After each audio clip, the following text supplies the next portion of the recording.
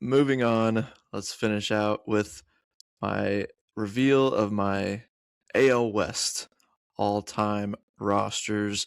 We've gone through the AL East and the AL Central. We're finishing out the American League this week. I don't know if you caught last week's AL Central teams, but a lot of history there. But this week, we've actually got one of those divisions that is mostly expansion teams. So a little bit more recent history for most of these squads. But let's get it started with the Houston Astros. And if you guys can get past the whole 2017 scandal, we can enjoy this team because there are a lot of players actually that are from this most recent core.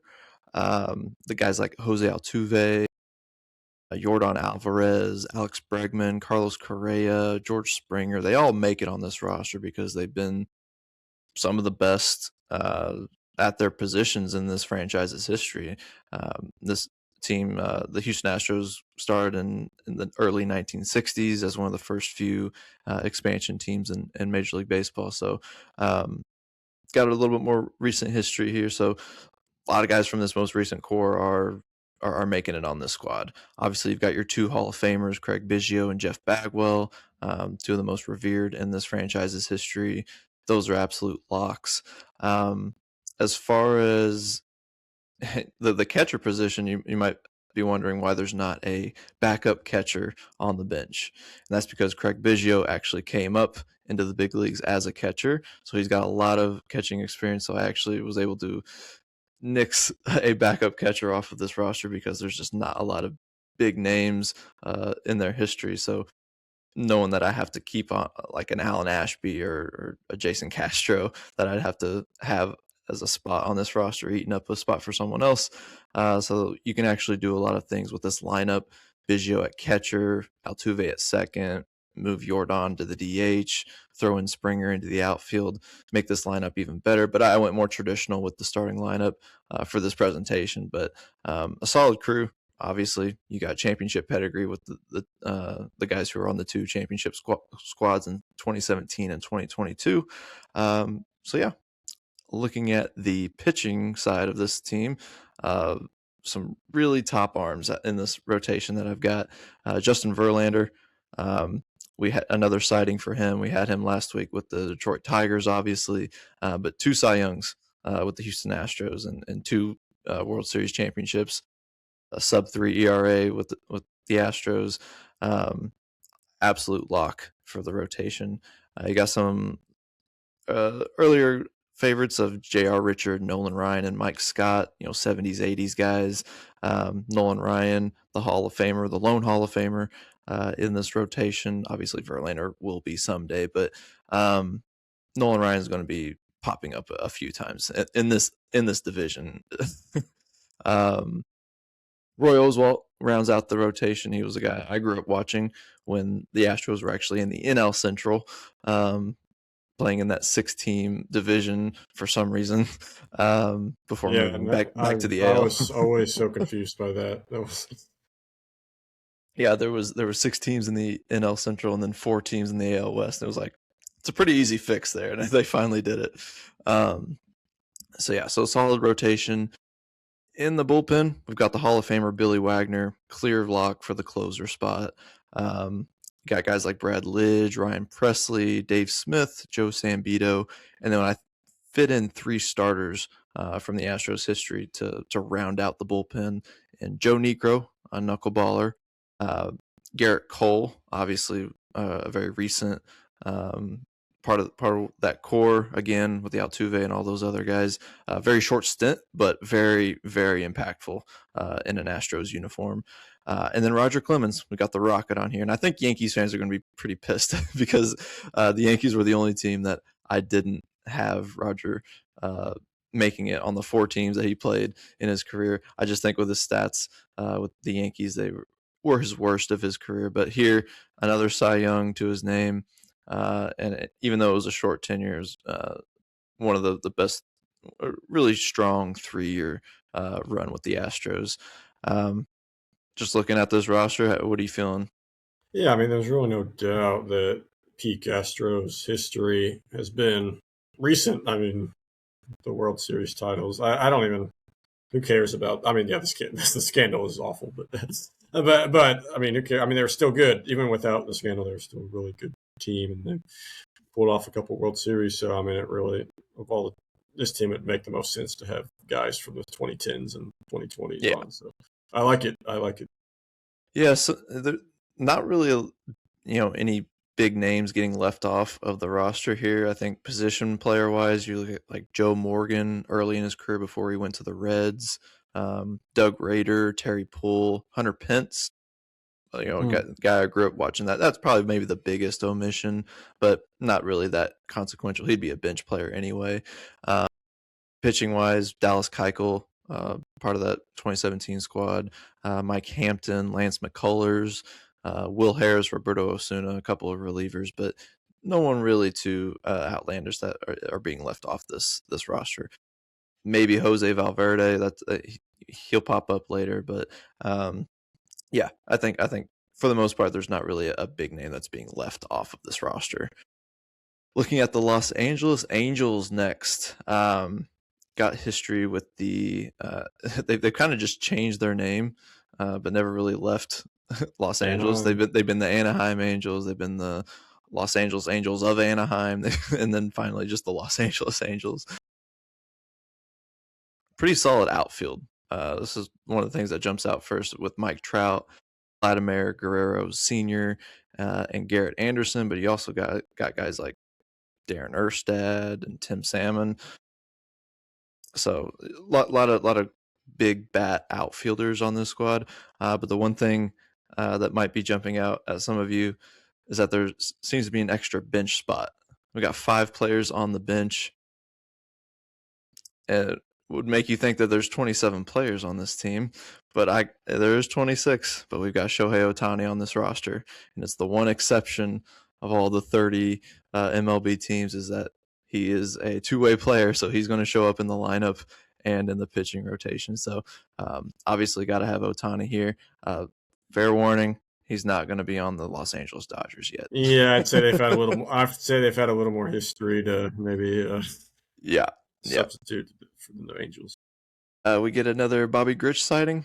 He was on the Baltimore Orioles, but actually spent more seasons with the Angels. That was the bulk of his career. And again, I don't have to go into it, but just one of the most underrated players, should be considered more for Hall of Fame induction. At the catcher position, it was kind of tricky. You have a group of guys that are like, good, not great. Ended up going with Benji Molina because he was part of that 2001 World Series team. So yeah, just kind of had to go with him as far as catcher.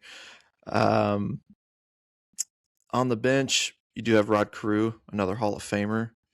Obviously, he was on the Twins, but converted to first base later in his career with the Twins, and then played out the rest of his years with the Angels, and was still a great bat, just a hit for average type of guy that had to make it on this roster.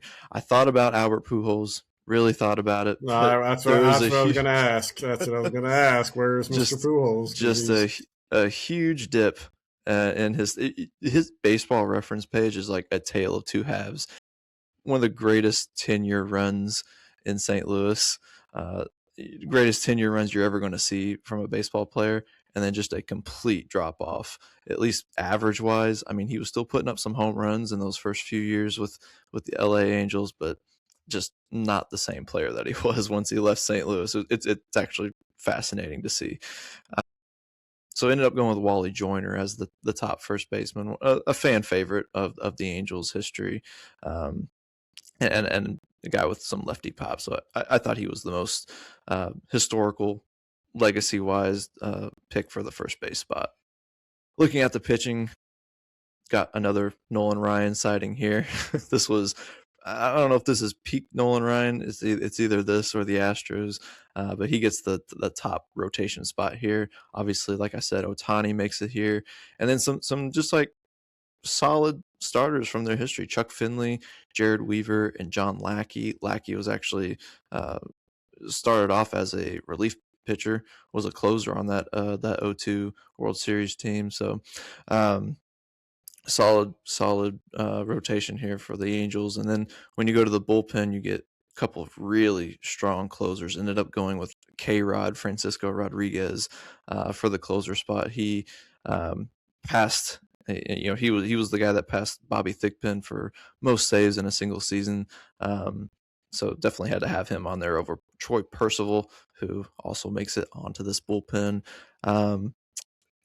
Not huge names after that, but some solid starters and relief pitchers that taken from their history. Guys like Frank Tanana, Dean Chance. Chance was a Cy Young winner in his day. Mark Langston. Langston just like a workhorse lefty arm for the Angels and the Seattle Mariners, which we'll see here in a couple teams. But looking at the Angels, how do you think they stack up so far? I mean, big names. I mean, you got Trout and Otani and that. But I mean, this is a team that's ever since that 2002 run, it's just shadow. It's kind of sad, just the whole Mike Trout dilemma of how he's wasted his career there, and why Otani got out of there. And still a good team though. Like I said, you got big names, and don't know if they compete with the Dodgers all-time team, but.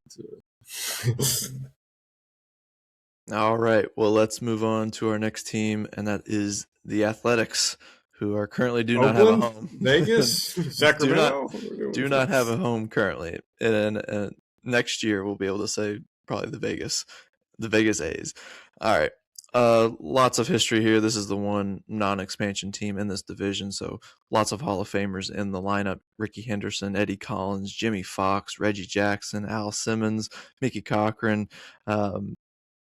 Probably could say Mark McGwire is a Hall of Fame. No, he's not a Hall of Famer. No. Hall of Fame-esque player. And even Sal Bando. I mean, he was a captain of the three-peat in the 70s, that those teams that won back-to-back World Series. Bert Campanera. So just big names up and down this lineup. But you also got big names on the bench with Jason Giambi, Jose Canseco, Miguel Tejada. So it's just the most stacked roster in this division, and one that I think honestly stacks up pretty well against the top American League teams like the Red Sox and Yankees, and maybe throw in the Tigers there as well. Just a great mix of speed and power when you got guys like Ricky Henderson and Eddie Collins, and then you got the power with Fox and Jackson and McGwire. So really, really love this all-time roster here. Before we go to the pitching, what do you think of this lineup? Before it really is amazing looking at McGwire's stats, just compared to. I mean, you have all these rightfully deserving Hall of Famers, and you see McGwire's stats. Like, wait, what? What's going on here? Yeah, I agree. I don't know if I would say Red Sox Yankees level, but I would clearly tier below, like you said, just the mix. The mix here is just like you have everything you'd want out of this lineup. So. The pitching side of this, again, Hall of Famers littered on this pitching staff. You got Lefty Grove, Catfish Hunter, Eddie Plank, the Hall of Famers in the rotation. Dennis Eckersley and Raleigh Fingers in the bullpen, two of the greatest all-time closers in the history of the game. Two guys that have won the Cy Young and the MVP in the same season.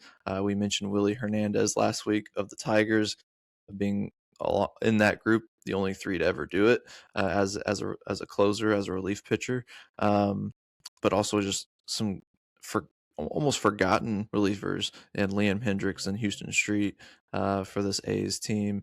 And then we've got the trifecta of the Moneyball Oakland A's with Barry Zito, Mark Mulder, and Tim Hudson lining out the rest of this bullpen. So what do you think of this pitching staff? This is one of my favorite ones just because it's got Zito, Mulder, and Hudson, which is just like an inflection point of this franchise.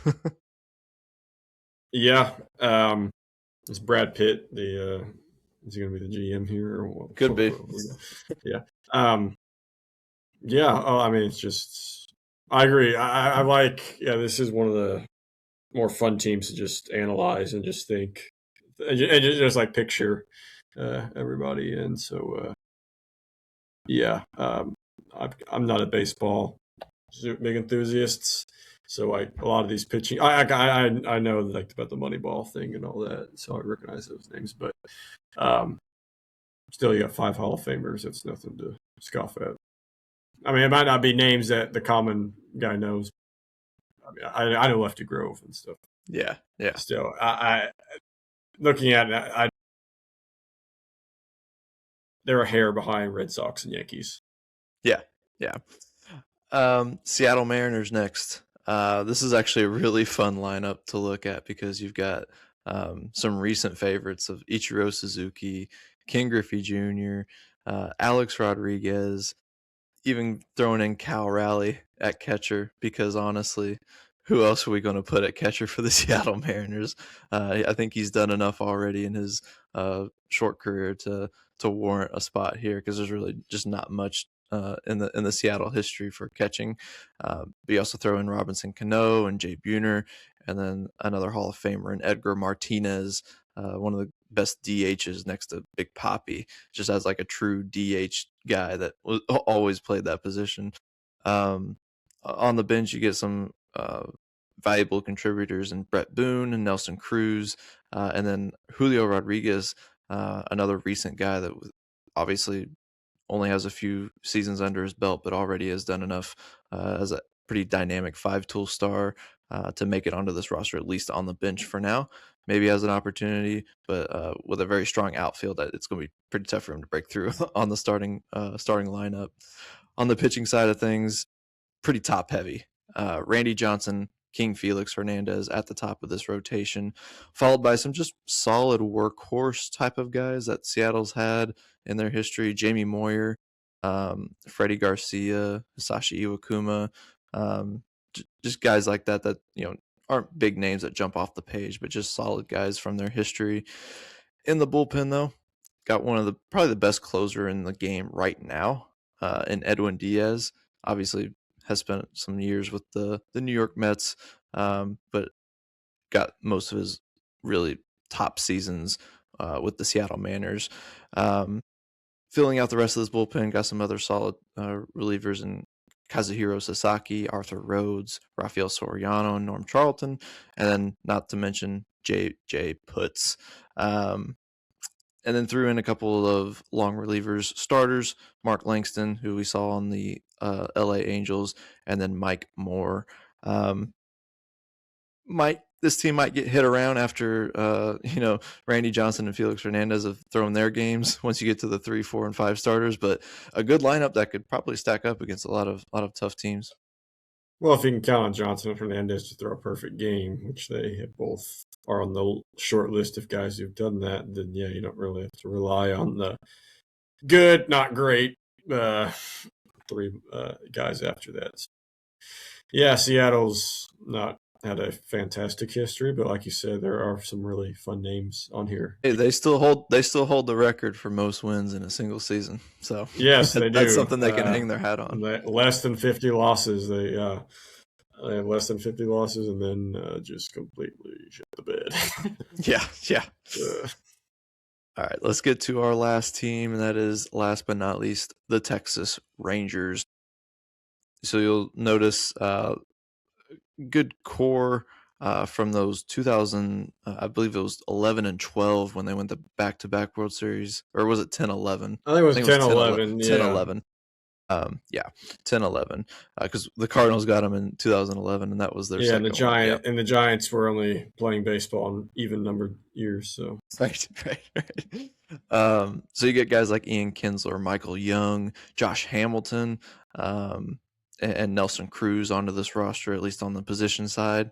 Alex Rodriguez again, shortstop for the Texas Rangers, gets a little forgotten about. Only 3 seasons in Texas, but it was probably his best power stats. Even comparing it to the Yankees years, might have been juicing right around this time with the Texas Rangers. But an incredible run with some Texas Rangers teams that really didn't do anything. But you get some other guys, underrated guys. Juan Gonzalez maybe should be a Hall of Famer. Adrian Beltre and Ivan Pudge Rodriguez are the Hall of Famers on this squad. And obviously Rafael Palmeiro getting the first base spot. Threw in Corey Seager. This was kind of like last minute. I kind of went back and looked at middle infielders for the Texas Rangers and was looking at Elvis Andrews, who was part of that 2010, 2011 squads. Spent basically his whole career, I believe, with the Texas Rangers. But I like what Corey Seager's done in recent years, putting up some better stats. Obviously, brought a title to the Texas Rangers, their first one in their history. You got to so, have the best player from the only World Series. And I realized that, and I didn't have anybody from that team, from the World Series team from a couple of years ago, so I knew I had to throw him in there. Yeah, that's a must. But man, I mean, this is just a nostalgic team, just back from that early 2010s era. Josh Hamilton, Nelson Cruz, Beltre. Yeah, I mean, Ian Kinsler. Yeah, I mean, it was a fun team to watch. I was cheering for the Cardinals, but good. It was. But I feel bad going to back-to-back World Series and not coming out with either one. So I felt good in 23. Was that 3 or 4 when they finally got one? I was like, okay, this was well deserved for that fan base. Definitely. On the pitching side, we get another Nolan Ryan. A few years at the end of his career with the Texas Rangers was good enough because there's really not a lot of great pitching in the Texas Rangers history. Charlie Huff gets in here as a durable knuckleballer. Kenny Rogers, a good lefty, solid lefty. Yu Darvish, who's actually found better success with teams with like the Padres in recent years, but solid enough to be on this squad. And then Kevin Brown actually might have the best stats of any of the pitchers on this rotation, but just not a crazy rotation. They haven't had a lot of star pitching in their history outside of Nolan Ryan. In the bullpen, though, we get Neftali Feliz, who was on those 2010-11 squads, so an electric closer for them during that time. Francisco Cordero, Jose Leclerc, who I believe was on that 2023 squad, so we do throw in a pitcher from that team as well. And then we get CJ Wilson as well. CJ Wilson was part of those 2010, 2011 squads, so trying to mix in some of those guys from that core in the early 2010s and from 2023, but probably the worst pitching staff, I would say, in this division. Probably would get knocked around quite a bit. Yeah, Yu Darvish was good, borderline great, but like when if he's in your starting rotation for an all-time team, that's not great, in my opinion. But yeah, like they got the dog at number 1, Nolan Ryan. So, but yeah, I agree with the weakness. This team's really good, but not sure. It's nowhere near the best, I don't think, in this division. But like it's a nostalgic team. Yeah, so I like it. Well, that's it for my AL West. Let me know what you guys think in the comments. Next week we'll be back with another division. We'll go carry over into the National League with the NL East. I think we'll have some pretty passionate fan bases in that division, and we'll see what kind of comments we get. I've enjoyed chatting it up with some fans who comment on the reels on YouTube that I send out with each team. So keep them coming. But for now,